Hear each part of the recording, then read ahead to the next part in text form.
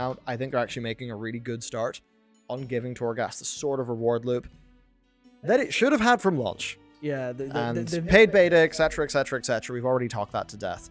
But at least for the here and now, I'm glad about that. Yeah. It's just seeing where they'll go with this. Hopefully, in a nice direction of next time there's some new models and not just recolors. Although recolors would be acceptable at this point. But Yeah. It's very much the case of continue this, keep going with it, and don't make the mistake that we think they've made a mistake. Oh, do we? Yes, in the talent tree. The talent tree, right. Yep. This kind of frustrated me because I feel like there are a whole bunch of basic player-facing design concerns that have been bungled with this, that to me seem really intuitive and really obvious. So there is a new talent tree for Torghast, or basically it's an unlock tree. It's just like how things work with your horrific vision, stuff, right? Your horrific vision talent tree. And Chromie. And Chromie, yeah. Yep. So you get Tower Knowledge whenever you do these Torghast runs, and you turn that into the box of many things in order to get upgrades. And those upgrades, at least from what Preach has said, once you've got enough of them, it pretty much trivializes it. Now, he basically found that he could not get a 5-gem run, even though he was demolishing Layer 12 on his, character that had been upgraded. So, kind of interesting, but whatever. There is this new talent tree. It's really quite strong. I mean, it's not actually... It is and it isn't a talent tree. And this is where it kind of gets to me. So, Tower Knowledge, which is the currency used to upgrade that tree, is gated. Yep. And you can see it in this tweet here, where there is a seasonal cap on how much Tower Knowledge you can get. And this gets me for multiple different reasons. Now, there was somebody, they tweeted me just saying, oh yeah, but if they removed the bottom 2 rows, you wouldn't notice, you wouldn't be complaining. Well, the thing here is that designing game systems is about engaging with players' perceptions, right? It does not feel good to just be given that, and you're not going to get enough points to work towards via your gameplay right now to actually make your way through that tree. That does not feel good. It would feel a lot better. This is a very simple thing, but it's just the sort of thing they should be doing. It would feel better if they designed the complete tree to be designed around Layer 12, the new version of Torghast, and for you to earn all of that in one season. Now, if they wanted a situation where you did not get every single one, it's pretty simple. You just frame it like talents, where you only get so many talent points. And then what they could have done is they could have designed that tree so that you'd be going for multiple different builds. And then if it's a thing where it doesn't feel like it's an artificial time gate, it just feels like it's a natural part of the game system, then it would feel okay to players. Now, a lot of people could say, because I don't know if you can respec this. A part of me assumes you can't really. I can't imagine, because I don't think you're able to do that for Horrific Visions or for Chromie, because the intent was that you complete it, and the intent here, looking at how it's laid out, given the amount of stuff that you can complete it, it's literally just no, you don't get to complete it. That's not against that doesn't go with our entire our plan for you to progress. This doesn't match with our timing for progression. Yeah, but sorry, wait a couple months and then get to the rest of this talent tree that's so here for you and nice and enticing.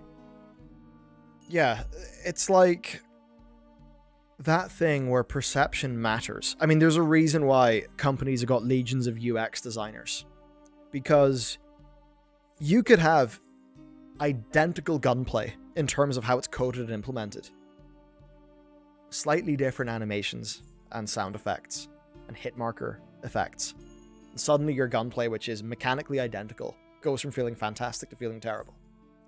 You can have an app, and if that app does not have good UX design, it doesn't matter how great its features are and all of those objective things about how it works, it's not going to feel good to customers. And that applies in games. Whenever a game comes out, it's got a very slick, well-presented UI, it all feels modern and responsive, that naturally gives somebody a good impression. So when you look at this is not really implemented in a way where I feel like basic UX principles are being applied. And I think that basically is the thing. It doesn't really matter for some things. It doesn't matter the objectivity of like the literal power that's given to you and stuff like that. So much of it comes down to framing and how that's interpreted by players. And it's that side of design that I think Blizzard generally don't do a good job at.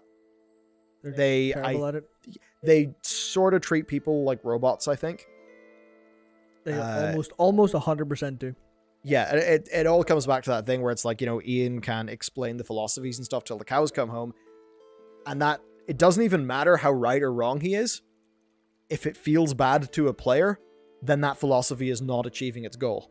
So with this, it's that sort of thing. I'm actually quite happy that I can progress my character's ability to do Torghast based on playing Torghast. I think that is great. But I think that there are... somebody said UX equals user experience. Yes, correct. I think that there are ways of implementing this and ways of its player-facing framing that would be vastly more successful and feel better and not having people think, oh, time gating. Because, I mean, a bit of the thing here is time gating's been in games for an extremely long time in so many different ways. It's just often it felt very natural in the gameplay. So whenever you see season maximum 950 out of 950, what that does is that tells you I'm interacting with a game system. Yeah. I'm not advancing on my character. And then that breaks somebody out of the immersion, and then suddenly somebody is engaging with the game more like they'd engage with a spreadsheet. I don't think that is how good design makes a player think about a game. Now, it's the sort of thing where sometimes you do need gates, you do need caps, because there are times you just need a problem solved. So Valor points. I'm totally there for putting a cap on VP, obviously. But something like this, it's Tower Knowledge and Torghast. Who gives a shit?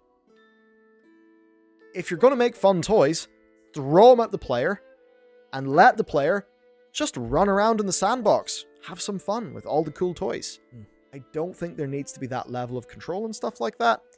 And then...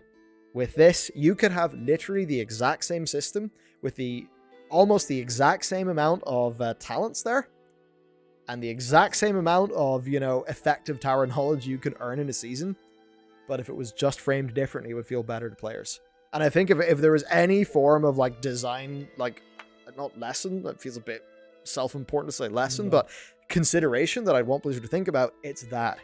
It is how the framing and those little bits of minutia and those details, it's how that feels. Because you see, the second somebody sees that big red text that says, no fun allowed, that's how they're going to feel. Yeah, it's literally saying, oh yeah, don't bother with this anymore. Yeah. You're done.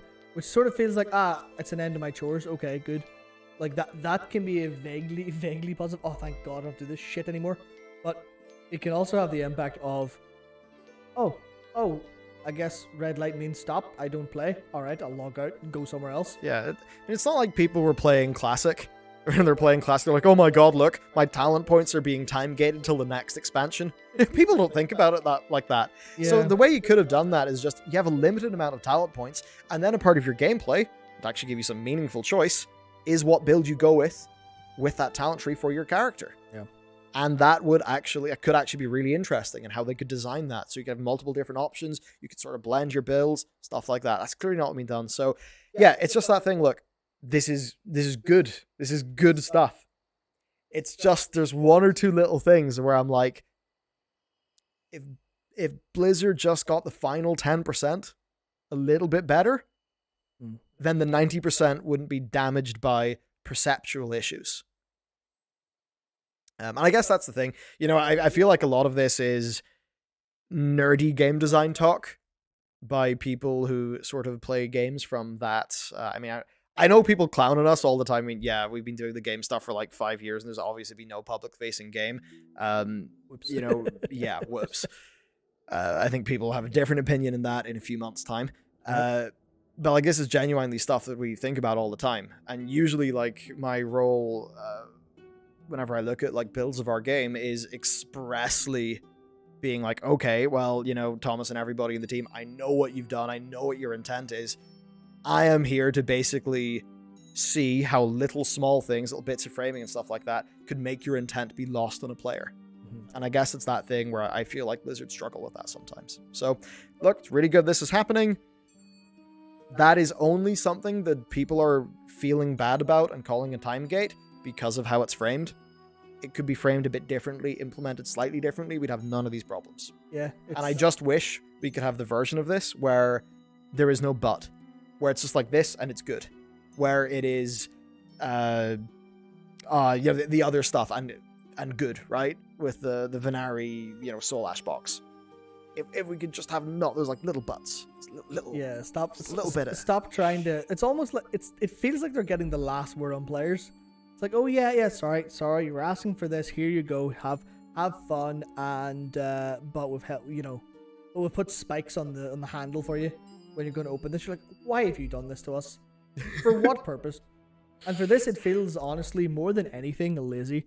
Because I was actually thinking, Christopher Conrad said in chat, they could also go with the base amount of talent points and then possible extra difficulty options that then grant more talent points as well, in like a kind of curse kind of sense. Yeah. And I think that's like the Heats and Hades. Basically, yeah. That's really interesting because I was kind of thinking, just if you make these talent points something you earn, and I mean talent points something you earn, not power knowledge, because that's a 3-digit number. That'll be a 4-digit number next week.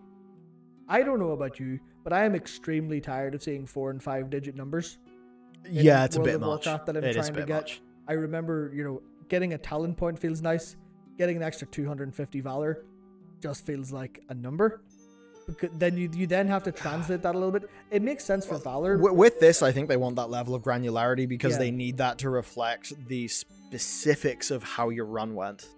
Yeah, something like that. Yeah, so then why not have it at a threshold? Or do something different instead of piecemeal earning your points. Why not put thresholds for earning points? I guess there's kind of a problem with I guess what we talked about in depth last week, which is difficulty and people's ideas of difficulty and whatnot. It's like they can't put it behind layer 12 4-star run because they already have rewards for that. But it feels so lazy.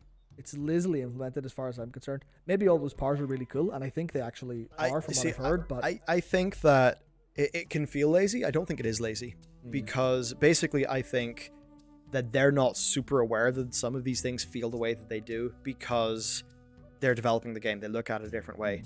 And this is stuff where eventually we'll be doing devlogs and stuff for our first game project. But like on that, there are loads of times where, we've been in meetings and stuff, been like, okay, so I totally get what your intent was, but I actually feel like your intent is really not what's going to be perceived. And, we have that conversation, we sort of advance it. And it's the sort of thing there where it is harder to see some of those things, those user experience related things, whenever you are from within the team making something. It's very hard when you have that perspective, to get out of that perspective. I mean, who knows? Maybe what the company policy has to be is you make your thing, and then, you drop a tab of acid at lunch, or I don't know, a mushroom or something, to completely kick your mind into, into another gear, and then you look at your system again. Was it like the Greeks, debate it sober once, then debate it drunk? There's like little things like that. I mean, I don't think we should really stick in this topic for too much longer. I think we've, as we would say locally, torn the arse out of it. Almost certainly. Almost certainly. So where do we go next then? I guess the thing to leave is TLDR. All of the Torghast stuff is moving in a good direction. Perhaps bar the negative affixes, where I would say, come on, just do them like skulls in Halo. Make them be optional. You get something better if you do it with a skull on. Or like the masks in Horrific Visions. They literally did that successfully recently. But yeah, generally speaking, Torghast stuff is going in a really, a way better direction.